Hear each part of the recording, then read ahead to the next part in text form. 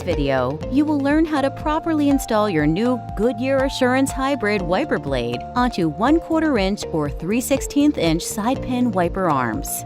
Step 1. Locate the HN-type adapter that is pre-installed in the center of your wiper blade. It's 2.5 inches long and it tilts up and down.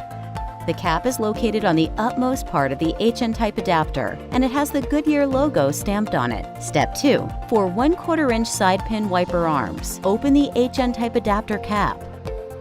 Bring your wiper blade up to your wiper arm with the HN-type adapter cap facing upwards away from your windshield. Then line up the pin with the larger opening on the center of your wiper blade. For 3/16 inch side pin wiper arms, leave the HN-type adapter cap closed and tilt the H-type adapter forward. Bring your wiper blade up to your wiper arm with the HN-type adapter cap facing upwards away from your windshield. Then line up the pin with a smaller opening on the center of your wiper blade. Step 3. For 1/4 inch side pin wiper arms, close the Goodyear cap until you hear a click. For 3/16 inch side pin, tilt the HN-type adapter back to its original position until you hear a snap.